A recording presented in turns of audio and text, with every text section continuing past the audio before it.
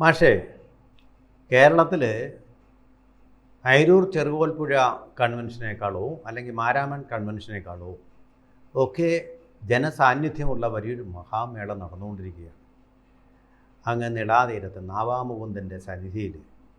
പക്ഷേ അങ്ങനൊരു സംഭവം ഉണ്ടെന്ന് അറിഞ്ഞ മട്ടില്ല കേരളത്തിലെ വലിയ മതേതരമായിട്ടുള്ള പത്രങ്ങൾക്കൊന്നും വായിച്ചാൽ. ഇതിപ്പോൾ അങ്ങനെ ഒരു സംഭവം ഉണ്ടെന്ന് അറിയണമെങ്കിൽ ഇപ്പോൾ ജന്മഭൂമി വായിക്കണം. വാങ്ങിച്ചു കഴിഞ്ഞാൽ നമ്മൾ ചാണകസംഖ്യയായി, അല്ലെങ്കിൽ ജനം ചീവിയാണ്, അപ്പോഴും നമ്മൾ സംഖ്യയായിട്ട് ഒറ്റപ്പെടുത്തുക. ഇതാണോ യഥാർത്ഥമായിട്ടുള്ള മതനിരപേക്ഷത എന്ന് പറയുന്നത്? മാധ്യമധർമ്മത്തിൽ മതനിരപേക്ഷത ഇവര് അച്ചടിയിലെ മഷി പുരട്ടാൻ വേണ്ടി, അച്ചു നിർത്താൻ വേണ്ടിയൊക്കെ ഉപയോഗിക്കുന്ന അല്ലാതെ എവിടെയാണ് ഇവർക്കത് ഉള്ളത്? കേരള മാധ്യമ ചരിത്രത്തെ നമ്മൾ പരിശോധിച്ചാൽ വാർത്തകൾ തമസ്കരിക്കുന്നതിലെ കുപ്രസിദ്ധിയുള്ള വീരന്മാരായ ജേർണലിസ്റ്റുകളാണ് നമ്മുടെ നാട്ടിൽ വിലസുന്നത്. ഇവരൊക്കെ എന്നിട്ട് സാംസ്കാരിക പുരോഗതിയുടെ മുഖം മൂടി അണിഞ്ഞുകൊണ്ട് ചാനലുകളിൽ വരെ വന്നിരുന്ന് മാനവിക സ്നേഹം, മതനിരപേക്ഷത, മതസൗഹാർദ്ദം ഇതൊക്കെ പറയുന്നവരാണ്. പക്ഷേ ശബരിമലയിലെ സംഭവം പോലും അതൊരു ഇപ്പോൾ നടന്ന അതിൻ്റെ കൊള്ള നടന്നതിനെ സംബന്ധിച്ച് അവർക്ക് ന്യൂസ് വാല്യൂ ഉണ്ടെന്നുള്ളത് കൊണ്ട് അവർ ചെയ്യുന്നുണ്ട്. അല്ലെങ്കിൽ മലയാള പത്രങ്ങൾ ചെയ്യുന്നത് എന്താണെന്ന് അറിയാവും. ഒരു കോളം, ഒരു ചെറിയൊരു കോളം ന്യൂസായിട്ട് ശബരിമലയിൽ ഇന്ന് എന്നും പറഞ്ഞ് കൊടുക്കും.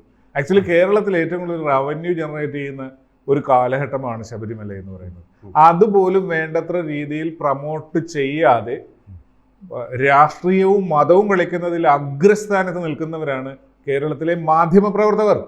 അവർക്ക് മാധ്യമ പ്രവർത്തനമല്ല, അവരുടെ വർഗീയ അജണ്ടകളാണ് ശരി എന്ന് തോന്നുന്നത്. അതുകൊണ്ടാണ് ലോകമുറ്റു നോക്കുന്ന, അല്ലെങ്കിൽ കുംഭമേള UP-യിൽ എന്താണ് സംഭവിച്ചത്, അവിടെ ഉണ്ടായ നേട്ടം എന്താണ്, ജനങ്ങളുടെ പങ്കാളിത്തം എന്താണെന്ന് കാണുകയും കേരളത്തിൽ കുംഭമേള വിവാദത്തോടുകൂടി, അതായത് അതിനെ എതിർത്തതിൻ്റെ ഭാഗമായിട്ടുള്ള വിവാദത്തിൽ തുടരുകയും അത് പിന്നീടൊരു വൻ വിജയമായി കേരളത്തിലെമ്പാടുമുള്ള ജനങ്ങൾ, അതായത് ഈ പത്രക്കാരുടെ പത്രങ്ങൾ ഓരോ ദിവസം അരിച്ചു പെറുക്കി അവർ കൊടുക്കുന്ന പരസ്യം ഉൾപ്പെടെ വിഴുങ്ങുന്ന ഈ ജനങ്ങൾ ചെല്ലുന്ന സ്ഥലത്തെ കേരളത്തിലെ ഇപ്പോൾ നടക്കുന്ന, അല്ലെ സമീപകാലത്ത്, അല്ലെ 12 വർഷത്തിലൊരിക്കൽ നടക്കുന്ന ഈ ഒരു മഹാമാമാങ്കത്തെ കണ്ടില്ല എന്ന് നടിക്കണമെങ്കിൽ അസാമാന്യമായ കുനിഷ്ടും കുന്നായ്മയും മതവിദ്വേഷവും ഭൂരിപക്ഷ സമൂഹത്തോട് ഉണ്ട് എന്ന കാര്യത്തിൽ ഒരു തർക്കവുമില്ല.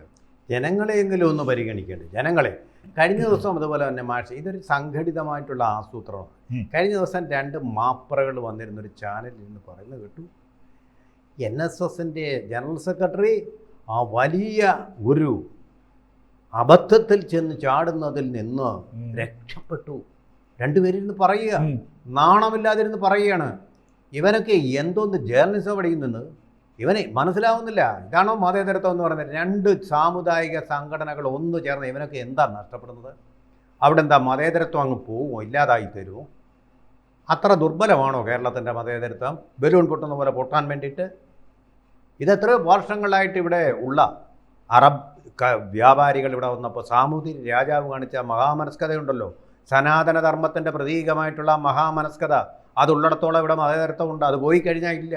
എന്നിട്ട് ആ സനാതനധർമ്മത്തെ നശിപ്പിക്കാൻ വേണ്ടിയുള്ള ഇവരുടെയൊക്കെ അജണ്ടയുടെ ഭാഗമായിട്ടാണ് ഈ മാമാങ്കം, അവിടെ നടക്കുന്ന തിരുനാവായ മുകുന്ദൻ്റെ മുമ്പിൽ നടക്കുന്ന ഈ പുണ്യകർമ്മത്തെ തമസ്കരിക്കുന്നത്. എത്ര ലക്ഷം പേരുകൾ ആണോ വരുന്നതെന്നറിയാമോ? ഗവൺമെൻറ് ഓഫ് ഇന്ത്യ അതിനായിട്ട് പ്രത്യേക ട്രെയിനുകൾ വരെ കൊടുത്തിരിക്കുകയാണ്. എന്നിട്ടും പോലും ചില പത്രങ്ങൾ ചിലപ്പോൾ ലോക്കൽ ന്യൂസ് ആക്കി കാണാം, നമുക്കറിയില്ല. അത്ര ലോക്കലാണോ ഇങ്ങനൊരു സംഭവം? ലോക്കൽ ന്യൂസ് അല്ല സാർ.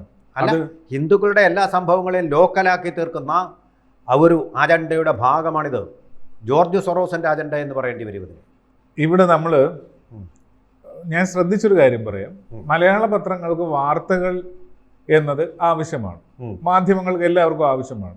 അപ്പോൾ അവരുടെ കൈ മുന്നിൽ വളരെ വിശദമായും വിഭവസമൃദ്ധമായും ജനങ്ങളിലേക്ക് എത്തിക്കാവുന്ന ഒരു വാർത്തയുണ്ടാകുമ്പോൾ അതിൻ്റെ മുന്നിൽ കണ്ണടച്ചിരിക്കുകയും, ഇനി സാർ ഉദ്ദേശിച്ചത് ഉണ്ണി ബാലകൃഷ്ണനെ പോലുള്ള ഏഷ്യാനെറ്റിലെ ഒരു അവതാരകനെ കുറിച്ചാണെന്ന് ഞാൻ ചിന്തിക്കുന്നു. എന്താ ആക്ഷൻ അയാൾ കാണിക്കുന്നത്? അയാൾ എന്തോ ഒരു വാർത്താ അവതാരകന് വേണ്ട സാമാന്യമായ ഭാവങ്ങളൊന്നുമല്ല അദ്ദേഹം. ആർട്ടിഫിഷ്യലായിട്ടാണ് അതെല്ലാം ചെയ്യുന്നത്. പൊയ്ക്കോട്ടെ, അതൊക്കെ ഇനി അയാളുടെ ശരീരഭാഷ അങ്ങനെയാണെങ്കിൽ അങ്ങനെ ഇരിക്കട്ടെ.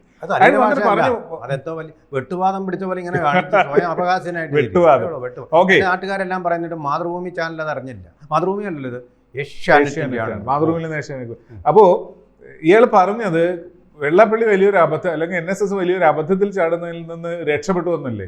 ഇദ്ദേഹം എത്രയും പെട്ടെന്ന് രക്ഷപ്പെടുത്തണം മുസ്ലിം ലീഗിന്റെ എന്ന അബദ്ധത്തിൽ നിന്ന് കോൺഗ്രസിനെ, എത്രയും പെട്ടെന്ന് രക്ഷപ്പെടുത്തണം കേരള കോൺഗ്രസ് എന്ന ഒരു അബദ്ധത്തിൽ നിന്ന്, അതേപോലെ തന്നെ കാന്തപുരം എന്ന അബദ്ധത്തിൽ നിന്ന് LDF-ന്. ഇങ്ങനെ കുറെ അബദ്ധങ്ങളുണ്ട്. എന്താ ചെയ്യാത്ത ഒരു കാസി മുസ്ലിം ലീഗിന്റെ അധ്യക്ഷനായിട്ടിരിക്കുന്ന എന്തേ നിങ്ങൾക്ക് പ്രശ്നമില്ലേ? അവിടെ മതേതരത്വമൊന്നും അപകടത്തിലാവത്തില്ലേ? അത് NSS SNDPയും കൂടെ യോജിച്ചു കഴിഞ്ഞാൽ എന്താ സംഭവിക്കുന്നറിയോ? അവർ രണ്ടും കൂടെ കൂടുമ്പോൾ പ്രബല സമുദായങ്ങൾ ചേർന്ന് കഴിഞ്ഞാൽ വലിയൊരു ശക്തിയായിട്ട് തീരും. ആ ശക്തിക്ക് ഈ മറ്റ് ഏതൊരു സമുദായത്തിൻ്റെ ശക്തിയെയും വെല്ലുവിളിക്കാനുള്ള കരുത്തുണ്ടാവും. അതുണ്ടാവാൻ പാടില്ല. എന്നും കൊന്നും അവർ കയ്യും കാലും ഒടിഞ്ഞവരായിട്ട്, അംഗഭംഗം വന്നവരായിട്ട്, അംഗങ്ങൾ ചിതറിയവരായിട്ട് കഴിയണം. അതാ സൗകര്യം. എങ്കിൽ മാത്രമേ ന്യൂനപക്ഷ പ്രീണനം പറഞ്ഞുകൊണ്ട് അവരുടെ വോട്ട് ബാങ്കിലേക്ക്, അതുപോലെ തന്നെ അവരുടെ ഒരു മാർക്കറ്റിംഗ് ഉണ്ടല്ലോ, മാർക്കറ്റിംഗ് എന്ന് പറഞ്ഞു കഴിഞ്ഞാൽ അവർക്ക് പണം കൊടുത്ത് പരസ്യം കൊടുക്കാനുള്ള പണമുണ്ട്, അതിങ്ങി കിട്ടും. ഒരുപാട് സ്ഥാപനങ്ങളുള്ളവരാണല്ലോ. അതുകൂടാതെ അവർക്കിടയിലേക്ക് ഹിന്ദുക്കളെ ചീത്ത പറഞ്ഞ പത്രം എന്നാൽ ഇത് വരുത്തിക്കളയാമെന്നൊരു മനോഭാവത്തോടു കൂടി അവർക്കിടയിലേക്ക് പ്രചാരം നേടാം. ഇതിൻ്റെ ധൈര്യമാണ് കാണിക്കുന്നത്. ഇതിൻ്റെ ധൈര്യമാണ് ഇവർ കാണിച്ചുകൊണ്ടിരിക്കുന്നത്. ഇവർ തന്നെയാണ് ലോകത്തെ 26 വർഷമായിട്ട് തുർക്കിയെ തടവിലിട്ടിരിക്കുന്ന നെൽസൺ മണ്ടേലയെ പോലൊരു ചരിത്ര പുരുഷനെ കുറിച്ച് ഒരു വാക്ക് പോലും ഇന്ന് വരെ അവരുടെ വിദേശ വാർത്തകളിൽ പോലും കൊടുക്കാതിരുന്നത്. അത് അത്ഭുതകരമായിട്ട് തോന്നുന്നത് പത്രങ്ങൾക്ക് എന്തിനാണ് അജണ്ട? ഒരു ഹിന്ദു വിരുദ്ധ അജണ്ടയും വെച്ചുകൊണ്ട് പത്രങ്ങൾ എന്തിനാണ് പ്രവർത്തിക്കുന്നത്? ഹിന്ദുവിൻ്റെ ആകട്ടെ, ക്രിസ്ത്യാനി ആകട്ടെ, മുസ്ലിം ആകട്ടെ, അവരുടെ എല്ലാവരുടെയും സാംസ്കാരിക ഉത്സവങ്ങളെ അംഗീകരിക്കേണ്ട, ഉൾക്കൊള്ളേണ്ട, അത് പ്രചരിപ്പിക്കേണ്ട ചുമതല പത്രങ്ങൾക്കുണ്ട്. ന്യൂസ് എന്ന് പറയുന്നതിൽ എല്ലാം ഉണ്ടെന്നേ. നമുക്കറിയാം NEWS ന്യൂസ് എന്താ 3 ദിക്കുകളെയാണ് പ്രതിദാനം ചെയ്യുന്നതെന്ന് പറയുന്നവരുണ്ട്. പല രീതിയിൽ ഇതിനെ വ്യാഖ്യാനിക്കുന്നുണ്ട്. അപ്പോൾ നമ്മൾക്ക് ചുറ്റുമുള്ള അഷ്ടദിക്കിലുമുള്ള കാര്യങ്ങളെ പ്രതിദാനം ചെയ്ത് ജനങ്ങളിലേക്ക് എത്തിക്കണം. ഈ കേരളത്തിന്റെ സോഷ്യൽ ഫാബ്രിക്സിൽ മാധ്യമങ്ങൾ വിചാരിച്ചാൽ അങ്ങ് എന്തും സാധിച്ചെടുക്കാമെന്നൊരു ധാരണ ഇവർക്കുണ്ട്. നമ്മുടെ ഇപ്പോഴത്തെ കേരളത്തിലെ സംസ്കാരം, അതായത് ഹിന്ദു മതത്തിന്റെ തകർച്ചയ്ക്ക് അനുസൃതമായിട്ട് സംസ്കാരത്തിൽ വലിയ ചുതി വരുന്നുണ്ട്. അതുകൊണ്ടാണ് യുവാക്കൾക്കിടയിലും അല്ലെങ്കിൽ വിവാഹിതർക്കിടയിലും ഒക്കെ ധാരാളമായിട്ടുള്ള കുറ്റകൃത്യങ്ങൾ, അത് പല രീതിയിലുള്ളതുണ്ട്. സാംസ്കാരിക ലോകം ഒരു നിസ്സാര ഉദാഹരണം പറയാം. കേരളത്തിലല്ലാതെ, പ്രത്യേകിച്ച് കമ്മ്യൂണിസ്റ്റ് പാർട്ടി കൂടുതൽ സ്വാധീനമുള്ള കണ്ണൂരിലല്ലാതെ കേരളത്തിന് പുറത്ത് എവിടെയെങ്കിലും വിവാഹം പവിത്രമല്ലാത്ത രീതിയിൽ ആചരിച്ച് കണ്ടിട്ടുണ്ടോ? അവിടെയൊക്കെ അത് മതപരമായ സാമൂഹ്യമായ ആഘോഷവും എല്ലാ പരിപാവനതയോടുകൂടിയാണ് അത് ചെയ്യുന്നത്. കേരളത്തിലേക്ക് വരുമ്പോഴും മലപ്പുറത്താണെന്നാണ് എൻ്റെ ഓർമ്മ, അത് കോഴിക്കോടാണെന്ന് പറഞ്ഞത്, ഒരാൾ ഷോക്കേറ്റ് മരിച്ചു. വരൻ്റെയും വധുവിൻ്റെയും ബെഡ്റൂമിലേക്ക് അവരറിയാതെ ആദ്യ ദിവസം പൈപ്പിലൂടെ വെള്ളമൊഴിച്ചപ്പോൾ ഈ സോക്കറ്റ്, ഇലക്ട്രിക് സോക്കറ്റ് ഏറ്റവും താഴെ വെച്ചിരുന്നത് വരെ എത്തി. എന്താണ്, ഇവർ കട്ടിൽ നിന്ന് കാല് കുത്തുമ്പോൾ വെള്ളത്തിലാകണം, അത് ഇവരറിയരുത് എന്ന രീതിയിലാണ് ചെയ്തത്. പക്ഷെ എന്ത് സംഭവിച്ചു? ഈ വൈദ്യുത സർക്യൂട്ടിൽ നിന്ന് വെള്ളം വീണവിടെ കിടക്കുകയായിരുന്നു, അവർ ഷോക്കേറ്റ് മരിച്ചു. ഇങ്ങനെയുള്ള ആഭാസങ്ങൾ നടത്തുന്നത്, അതുകൂടെ ഓർക്കണം, കൂടുതലും ഹിന്ദുക്കളുടെ വിവാഹങ്ങളിലാണ് ഇത്തരം അഭ്യാസങ്ങൾ നടത്തുന്നത്. ഹിന്ദുക്കളുടെ വിവാഹങ്ങളിൽ മാത്രമല്ല, മരണത്തിൽ ഇൻക്ലാബ് സിന്ദാബ് വിളിക്കുക, മറ്റേതെങ്കിലും മതത്തിൽ നമ്മളിത് കാണുന്നുണ്ടോ? അപ്പോൾ ഹിന്ദു മതത്തെ തകർക്കുക എന്ന് പറയുന്നത് കമ്മ്യൂണിസ്റ്റുകാരുടെ ലക്ഷ്യമാണെങ്കിൽ അതിന് കുടപിടിക്കുന്നതാണ് സ്വാഭാവികമായിട്ടും മാധ്യമങ്ങളും ചെയ്തുകൊണ്ടിരിക്കുന്നത്. അതെ, അവിടെ ഇസ്ലാമിക നെറ്റോ വരെയാകാം, ഇസ്ലാമിക ബോംബാകാം, ഇതൊക്കെ ഒന്നും കൂടെ, അതിലൊന്നും മതേതരത്വമൊന്നുമില്ല. തുർക്കിയേക്ക് ലോകത്തെ മുഴുവൻ ഇസ്ലാമിൻ്റെ കുടക്കീഴിലാക്കാം. സ്ത്രീകളെ ബലാത്സംഗം ചെയ്യാം, ഒരു കുഴപ്പമില്ല. അവിടെ ഒന്നും മതേതരത്വം അപകടത്തിലല്ല, ന്യൂനപക്ഷ പീഡനമില്ല. ഇവിടെ ബംഗ്ലാദേശിൽ ഹിന്ദുക്കളെ 15ാമത്തെ ചെറുപ്പക്കാരനെയും കൊന്നവിടെ ചുട്ടുകൊല്ലുകയാണ് ചെയ്യുന്നത്.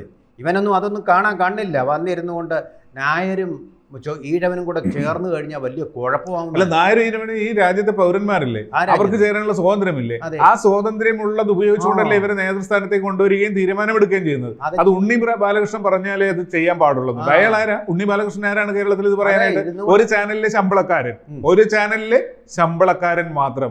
അതല്ലാതെ ഈ കേരള മനസാക്ഷിയൊക്കെ ഉണ്ണി ബാലകൃഷ്ണന്റെ പോക്കറ്റിലാണെന്ന് അയാൾക്ക് ധാരണയുണ്ടെങ്കിൽ, കുണ്ടികുലിക്ക് പക്ഷിയുടെ ധാരണയാണ് അത്. കുലുങ്ങുന്നതുകൊണ്ടാണ് ലോകം മുഴുവൻ കുലുങ്ങുന്നത്. ഈ മേലിരിക്കുന്ന പല്ലിയെ പോലെ അതിരിക്കുന്നതുകൊണ്ട് മച്ച അത് താങ്ങി തരുന്നത്. മറിച്ച് അങ്ങനെയല്ല, മച്ചുള്ളത് കൊണ്ട് പല്ലിക്ക് ഇരിക്കാൻ പറ്റുന്നു അവിടെ. അതാണ് സംഭവം. ഇന്ന് ഈ കാലപ്രശ്നത്തെ പോലുള്ള ആൾക്കാരെ പത്രത്തിൽ വന്നിരുന്ന് ഈ അന്തിച്ചർച്ച നടത്തുന്നുണ്ടല്ലോ. ഈ നായർ ഈഴവ ഐക്യത്തെപ്പറ്റി, ഐക്യം വന്നു കഴിഞ്ഞാൽ ഇവിടെ ആകാശം ഇടിഞ്ഞു വീഴും, ഇവിടെ മതേതരത്വം അപകടത്തിലാവും. എന്താ കുഴപ്പം? അവർക്ക് സ്വന്തമായിട്ട് സംഘടന ഉണ്ടാക്കി സ്വന്തമായിട്ട് ഐക്യം ഉണ്ടാക്കുന്ന എന്താ കുഴപ്പം?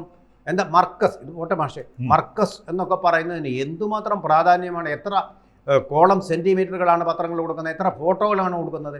ഇതൊരു ഫോട്ടോ ഇല്ല, ദൃശ്യമില്ല, ഇതൊന്നും ഇങ്ങനെയൊന്നും ഇല്ല എന്ന് പറയുമ്പോൾ ഈ തിരസ്കരണം അത് വർഗീയതയുടെ ഗൗരി ശങ്കര ശിഖരം തന്നെയാണ്. ഈ കുംഭമേളയെ എതിർക്കുമ്പോഴേ, കുംഭമേളയെ തമസ്കരിക്കുമ്പോൾ ഒക്കെ കുംഭമേളയിൽ പോകുന്നതും അതിനോട് താല്പര്യമുള്ളവരുമായ ആൾക്കാർ ചിന്തിക്കും, പത്രങ്ങളിൽ എന്തുകൊണ്ട് ഇത് വരുന്നില്ല. കാരണം അവർക്ക് സംഘടിത ഈ പറഞ്ഞത് ഐക്യമില്ല. അതെ, അല്ല, ഹിന്ദുക്കൾ തുടർന്നും അതിലേക്കാണ് ഞാൻ വരുന്നത്. അവർ ചിന്തിക്കും ഇതെന്തുകൊണ്ട് പത്രങ്ങളിൽ വരുന്നില്ല. ഇത് പത്രങ്ങളിൽ വരെ ഞങ്ങൾ അവിടെ പോയപ്പോൾ കണ്ട ഒരു പുരുഷാരം, അവിടുത്തെ ആ ഒരു ആംബിയൻസ്, ഇത് ഒരു ഇന്റർനാഷണൽ ഫെസ്റ്റിവൽ പോലെ കാണേണ്ടതല്ലേ കേരളത്തിൽ എന്ന് ചിന്തിക്കും. അപ്പോൾ അവർ മനസ്സിലാക്കും പത്രങ്ങൾക്കും അജണ്ടയുണ്ട്, പത്രങ്ങൾക്ക് ഹിന്ദുവിന്റെ കാര്യത്തിൽ വർഗീയതയുണ്ട്, ഹിന്ദുവിന്റെ ആചാരങ്ങളെല്ലാം പത്രങ്ങൾക്ക് വർഗീയമാണ്. മറ്റ് ഇതര മതസ്ഥരുടെ എന്ത് അനാരോഗ്യപരമായ ആചാരങ്ങൾ ഉണ്ടെങ്കിൽ പോലും അതൊന്നും ഒരു പ്രശ്നവുമില്ല എന്ന രീതിയിലേക്ക്, അത് ഞങ്ങളെ കോർണർ ചെയ്യലെന്ന രീതിയിലേക്ക് ജനങ്ങൾ ചിന്തിച്ചു തുടങ്ങുമ്പോൾ പത്രങ്ങൾ യഥാർത്ഥത്തിൽ അവരെ പ്രേരിപ്പിക്കുകയാണ്, വർഗീയമായി മാറി നിന്ന് ചിന്തിക്കൂ ഹിന്ദുക്കളെ, നിങ്ങൾക്ക് ഒരാളുടെയും സപ്പോർട്ടില്ല, നിങ്ങൾ ഒറ്റപ്പെട്ട് നിൽക്കുകയാണ്. അപ്പൊ അവർക്ക് സംഘടിക്കാൻ തോന്നുകയില്ലേ? അതുപോലെ തന്നെ ഓർക്കണം, വിഭജന കാലത്ത് കുഞ്ഞുങ്ങളെയും കൈ പിടിച്ചുകൊണ്ട് അമ്മമാരുണ്ട് മാഷെ, ഹിന്ദു അമ്മമാര് മരണത്തിലേക്കാണ് സ്വന്തം കുട്ടികളെ കൊണ്ടുപോയത്. ഇവന്മാർ ഈ രാജ്യത്തെ മതത്തിന്റെ പേരിൽ വിഭജിച്ചതിൽ വർഗീയത കാണാത്ത ആൾക്കാരാണ്. അതിൻ്റെ പേരിലുണ്ടായ പാർട്ടി, അതിനുവേണ്ടി ഉണ്ടാക്കിയ പാർട്ടിയെ മതേതരത്വം എന്ന് വിശേഷിപ്പിക്കുന്നത്. ആ കണ്ണുനീർ, ആ ചോര, ആ ജീവനുകളിന് തിരിച്ചു കൊണ്ടുവരാൻ പറ്റുമോ? മക്കളെ പിടിച്ചുകൊണ്ട് പോവുകയാണ് സ്വന്തം രാജ്യത്ത് നിന്ന്, പാകിസ്ഥാനിൽ നിന്ന്. നിങ്ങൾ പൊയ്ക്കോണം. എന്താ ഖൈദി അസം എന്ന് പറയുന്ന ആരാണ് അദ്ദേഹം? മുഹമ്മദ് അലി ജിന്ന. മതത്തിന്റെ പേരിൽ ഡയറക്ഷൻ ആൾക്കാരെ കൊന്നോളാൻ ആഹ്വാനം ചെയ്ത അയാൾ വർഗീയവാദിയല്ല. അവരൊക്കെ ഖൈദി അസം, എന്തൊരു ആരാധ്യൻ. മാളുകളെ കൊന്ന്, അറവ് മാടുകളെ പോലും കൊല്ലാത്ത രീതിയിൽ ഹിന്ദുക്കളെ കൊന്ന് ബയനറ്റ് കൊണ്ട് ഗർഭിണിയുടെ വയറ് കുത്തിക്കറി, അതിൽ നിന്ന് കുഞ്ഞുങ്ങളെ എടുത്തില്ലേ? അതൊന്നും ഓർക്കാൻ പോലും ഇഷ്ടമില്ല. എന്നിട്ടാണ് ബാബറി മസ്ജിദ് തകർത്ത കാര്യം, ഗുജറാത്ത് കലാപ കാര്യം ഒക്കെ രഥം ഘോഷയാത്രയായിട്ട് കൊണ്ടു നടന്ന് പെരുമ്പുറ അടിച്ചുകൊണ്ട് വർഗീയ വികാരം വാളിക്ക്. അത് വർഗീയതയല്ല, ഇതൊക്കെ ഓർത്തു പോവുകയാണ്. അവിടെ ഗാന്ധിജി എന്തിനായിരുന്നു അന്ന് സത്യാഗ്രഹം നടത്തിയത്, നിരാഹാരം നടത്തിയത്? സ്വാതന്ത്ര്യ സമരം കഴിഞ്ഞ ഉടനെ വർഗീയ കലാപം അടക്കാൻ ഗതിയില്ലാത്ത കുറേ ഹിന്ദുക്കൾ വേറെങ്ങും ഗതി കിട്ടാഞ്ഞൊരു മുസ്ലിം പള്ളിയിൽ കയറി അഭയം തേടി അവരവിടെ നിന്ന് ഇറങ്ങിപ്പോകണമെന്ന് പറഞ്ഞാണ് ഗാന്ധിജി നിരാഹാരം നടത്തിയത്. ഈ വർഗീയവാദികൾ ഓർക്കുന്നുണ്ടോ? ആ അമ്മമാരുടെ കണ്ണീർ, ആ കുഞ്ഞുങ്ങളുടെ കണ്ണീർ, ഗതി കിട്ടാതെ അഭയാർത്ഥികളുടെ കണ്ണീർ. ഗാന്ധിജിക്ക് മുസ്ലിങ്ങൾക്കില്ലാത്ത വർഗീയതയാണ് ഗാന്ധിജി കാണിച്ചത്. മുസ്ലിങ്ങളുടെ പള്ളിയിൽ കയറുന്നതിന് മുസ്ലിങ്ങൾക്ക് അവിടെ ഒന്നും പ്രശ്നമില്ല. ഞാൻ അങ്ങനെയല്ല അത് കാണാം. അദ്ദേഹം ഒരു സന്യാസിയാണ്. സന്യാസിക്ക് ഇതൊക്കെ മതി, ഇതൊക്കെ സഹിക്കാനുള്ള കഴിവുണ്ട്. പക്ഷെ പാവപ്പെട്ട കുട്ടിക്ക് അതുണ്ടോ? കുട്ടിക്കാലത്ത് ഗാന്ധിജിക്ക് അത് ഉണ്ടായിരുന്നു. അവനെ മരണത്തിലേക്ക് അവൻ്റെ അമ്മ കൈ പിടിച്ചു കൊണ്ടുപോവുകയാണ്. ഇവിടെ പിന്നെ ഇടുക്കി വഴി കമ്പത്തുനിന്ന് കടന്നു വരുന്ന മൃഗങ്ങളുണ്ടല്ലോ, അറുത്തു കൊന്ന് നമുക്ക് ബീഫ് പ്ലേറ്റുകളിൽ മേശപ്പുറത്ത് ബീഫാക്കി കൊണ്ടുവരാൻ വേണ്ടി, അതുപോലെ പോയ കുഞ്ഞുങ്ങൾ, മരണത്തിലേക്ക് സഞ്ചരിച്ച കുഞ്ഞുങ്ങൾ, അതിൻ്റെയൊക്കെ ഓർമ്മകൾ ഉണ്ടായിരിക്കണം. ആ ഓർമ്മകൾ ഇല്ലാത്തത് കൊണ്ടാണ് ഇമാതിരി ഹിന്ദു എന്ത് ഐക്യമുണ്ടാക്കിയാലും അതെല്ലാം വലിയ ഭീകരതയാണെന്ന് പറയുകയും ഒക്കെ ചെയ്യുന്ന. അതാണ് യഥാർത്ഥ വർഗീയത. മാധ്യമങ്ങൾ എത്രമാത്രം വർഗീയത ഇതിൽ കാണിച്ചാലും, മാധ്യമ സിൻഡിക്കേറ്റ് എന്ന് പറഞ്ഞ് പണ്ട് VS അച്യുതാനന്ദനാണെന്നാണ് എൻ്റെ ഓർമ്മ, ഒരു വാചകം പറഞ്ഞിട്ടുണ്ട്. ആ വാചകം ഇവരുടെ കയ്യിൽ ഉണ്ട് എന്നുള്ളതാണ് ഇത്തരം കാര്യങ്ങൾ കൊണ്ട് തെളിയിക്കുന്നത്. പക്ഷേ ഈ സിൻഡിക്കേറ്റിന് അപ്പുറമാണ് സനാതനം. അത് നിലനിൽക്കുന്നതാണ്, നശിക്കാത്തതാണ്. അത് കൂടുതൽ കൂടുതൽ ഉയർത്തെഴുന്നേറ്റുകൊണ്ടിരിക്കുന്ന കാഴ്ചയാണ് നമ്മൾ കണ്ടുകൊണ്ടിരിക്കുന്നത്. അതുകൊണ്ട് മാധ്യമങ്ങളുടെ പിന്തുണ ഇല്ലെങ്കിലും കാര്യം വിജയിക്കും. മാധ്യമങ്ങൾ പലപ്പോഴും വെള്ളപൂശിയ ശവകുടീരങ്ങളായിട്ട് മാറുന്നു എന്നുള്ളതാണ് സത്യം. കൂടുതൽ വാർത്തകളും വിശേഷങ്ങളും നിങ്ങളിലേക്ക് എത്താൻ ABC മലയാളം സബ്സ്ക്രൈബ് ചെയ്യുക, ബെൽ ബട്ടണും അമർത്തുക.